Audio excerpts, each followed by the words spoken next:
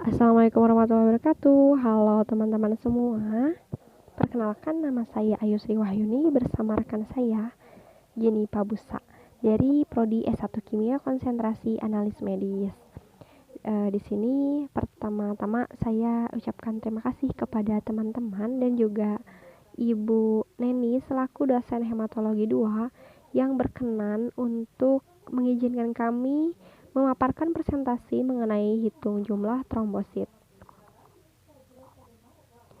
Nah, teman-teman, sebenarnya di sini kami akan membahas hitung jumlah trombosit tapi lebih ke arah manual, tapi juga insya Allah akan kita bahas juga mengenai hitung trombosit secara koreksi apusan darah. Nah, dari itu, maka kita langsung aja ke pembahasan yang pertama. Yang pertama itu mengenai hitung jumlah trombosit secara manual. Tapi sebelumnya kita juga perlu tahu nih, trombosit itu apa. Nah, di sini sudah ada bahwasanya trombosit itu berupa sel, fragmen, atau keping darah hasil pemecahan sitoplasma megakariosit di sumsum tulang yang berukuran 3-4 mikron. Trombosit ini untuk pembukaan darah. Kemudian, umur trombositnya biasanya itu 9-12 hari, rata-rata 10 hari dalam darah tepi. Pada prinsipnya sih trombosit ini sebagai pembuku darah.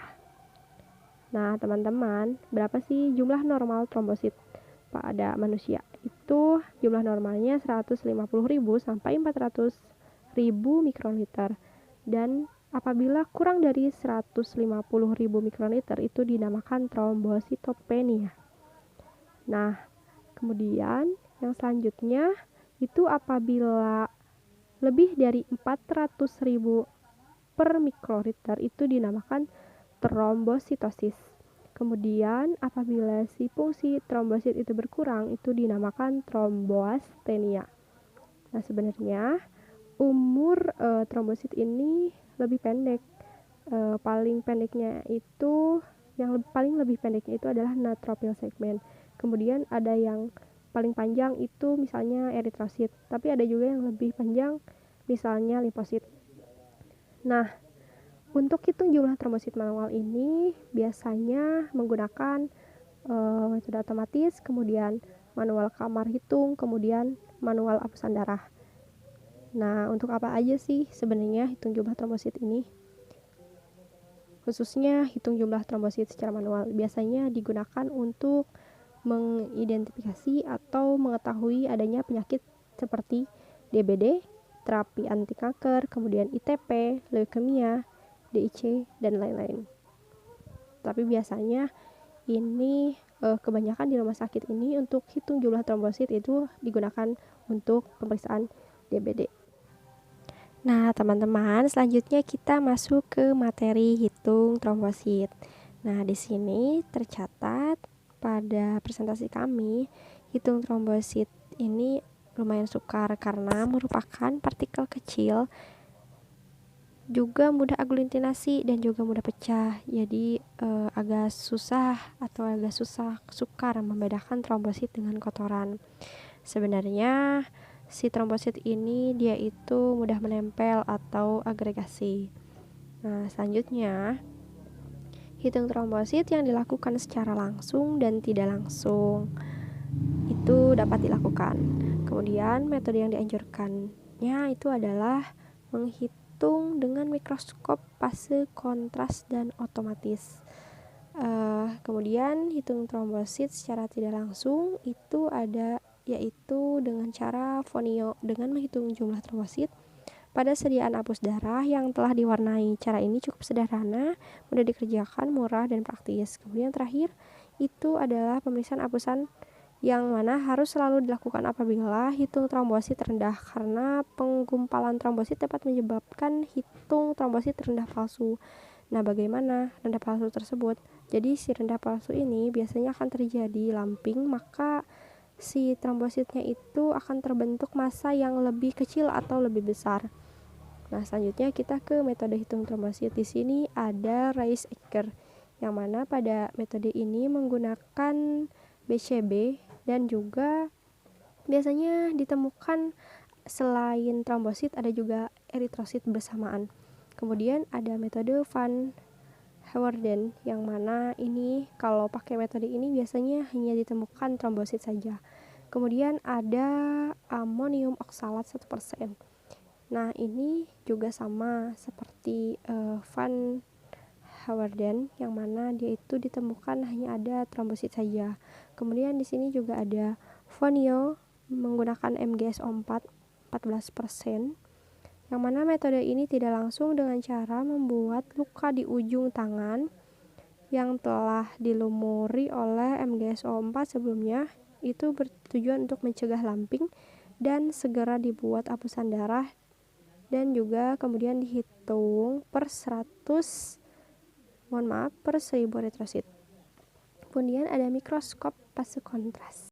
Selanjutnya ada hematologi analyzer impedansi listrik, yang mana ini berdasarkan hambatan listrik yang terjadi, yang mana menggunakan dua kutub konstans dan juga kutub stabil. Kemudian ada hematologi analyzer scatter light, yang mana ini ada modifikasi dengan cara trombositnya itu ditambah dengan zat fluoresan, sehingga trombosit itu akan fluoresan.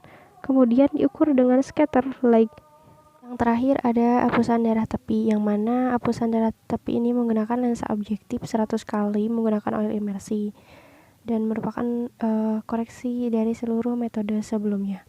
Nah, selanjutnya kita masuk ke hitung jumlah trombosit manual. Adapun prinsipnya, darah diencerkan dengan larutan amonium oksalat 1%, jumlah sel dihitung dengan kamar hitung improved Nauber. Kemudian metodenya kamar hitung improved Nauber. Kemudian bahan pemeriksaannya itu adalah darah ETA atau darah kapiler. Nah, untuk reagen dan alat itu ada larutan amonium oksalat 1%, kemudian menggunakan kamar hitung improved Nauber, mikroskop, pipet 20 mikroliter, kemudian pipet 1000 mikroliter, kemudian pipet tetes, tabung reaksi 75 kali 12 mm ukurannya, kemudian menggunakan parafilm, cawan Petri, dan tisu basah. Kemudian 2000 mikroliter asam oksalat masukkan ke dalam tabung, ditambahkan dengan 20 mikron darah, kemudian dicampur, tutup dengan parafilm dan kocok, kemudian teteskan pada kamar hitung, kemudian diamkan dalam cawan Petri di atas tisu basah 10-30 menit. Terakhir, periksa lapang pandang dengan mikroskop 10x40 dalam 1 mm kubik atau 400 kk. Selanjutnya kita akan masuk ke kamar hitung. Nah, kamar hitung di sini kita menggunakan kamar hitung milik eritrosit, yang mana di sana ada tuh yang ditandai oleh R yang merah di tengah, itu adalah kamar hitung milik eritrosit. Kemudian di sana ada R ujung kanan bawah, ada R ujung kanan bawah, kemudian kiri bawah, kemudian kanan atas, kiri atas, kemudian yang terakhir ada R yang paling tengah. Jadi cara menghitungnya itu dari R1 itu geser ke kanan 4 kotak, kemudian turun ke bawah 4 kali kotak, kemudian geser ke kiri 4 kali, kemudian ke atas 2 kali, kemudian geser ke kanan 2 kali, kemudian yang terakhir itu akan terletak di R bagian tengah. Selanjutnya untuk aturan garis singgung ini ada dua. Yang pertama ada merah sama dengan kiri dan atas. Kemudian ada aturan kedua yaitu menggunakan aturan kuning, yaitu kanan dan bawah. Ini adalah bentuk dari kamar hitung, gambar dari kamar hitung. Untuk menghitung trombosit itu menggunakan kotak eritrosit, yaitu luas area kotak eritrosit 1 mm meter persegi atau 400 kotak kecil atau 5 x 5 bidang kotak kecil. Setiap 16 kotak kecil atau 1 bidang kotak kecil, tiap satu bidang kotak kecilnya berukuran 0,2 mm dikali 0,2 mm. Area untuk perhitungan eritrosit pada waktu sudut atas kiri, atas kanan, tengah, sudut bawah kiri, dan sudut bawah kanan. Untuk perhitungannya sendiri tuh kotak trombosit lebih kecil dari kotak eritrosit. Di atas ada gambar untuk kotak eritrosit. Nah, untuk perhitungannya sendiri itu menggunakan cara pertama, kotak satu bidang sedang 16 kotak kecil sama dengan luas 1/5 dikali 1/5 mm persegi. Karena dihitung 25 bidang, maka perhitungan 1 dibagi 5 dikali 1 bagi 5 dikali 25 mm persegi sama dengan 1 mm persegi. Tinggi kamar hitung 0,1 mm, volume 0,1 mm dikali 1 mm sama dengan 0,3 mm per kubik. Pengenceran 2000 dibagi 20 sama dengan 100 kali. Untuk perhitungannya itu jumlah trombosit 1 dikali 100 dikali N dibagi 0,1 yaitu 1000 dikali N yaitu jumlah sel. Untuk cara kedua, kotak satu bidang sedang sama dengan 16 kotak kecil. Jumlah bidang sedang 5 kali 5 dibagi sama dengan 25. Jumlah irit total 16 kali 5 kali 5 sama dengan 400 kotak kecil. Jumlah kotak dihitung 16 kali 25 sama dengan 400 kotak kecil. Tinggi kaca penutup sama dengan 1 dibagi 0,1 sama dengan 10. Pengenceran 2000 dibagi 20 sama dengan 100 kali.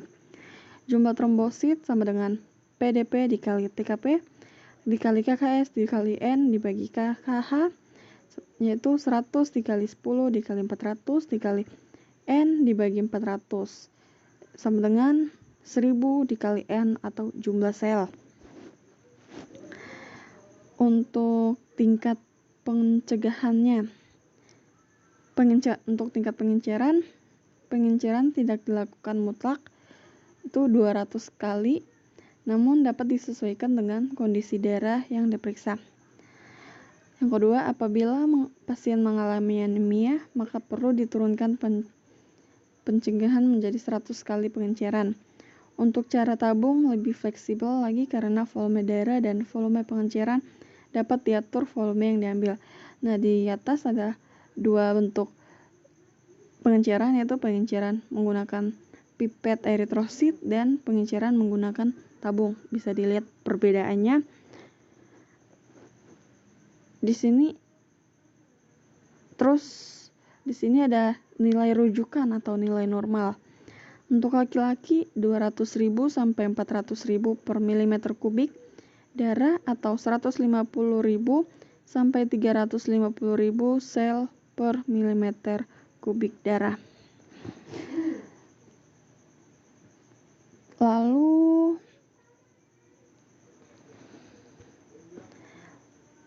untuk sumber kesalahannya yaitu 1. Menggunakan sering atau jarum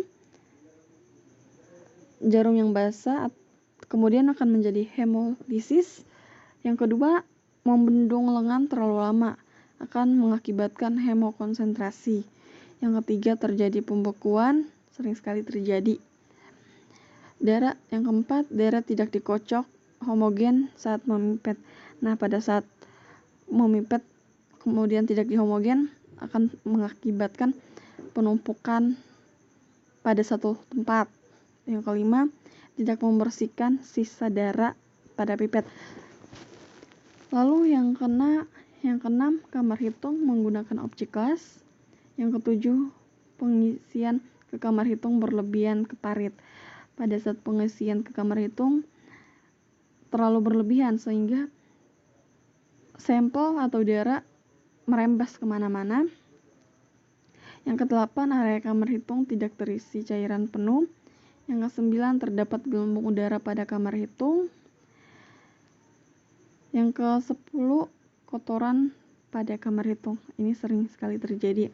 Mungkin pada saat mau menggunakan kamar hitung tidak dibersihkan terlebih dahulu sehingga mengakibatkan penumpukan kotoran.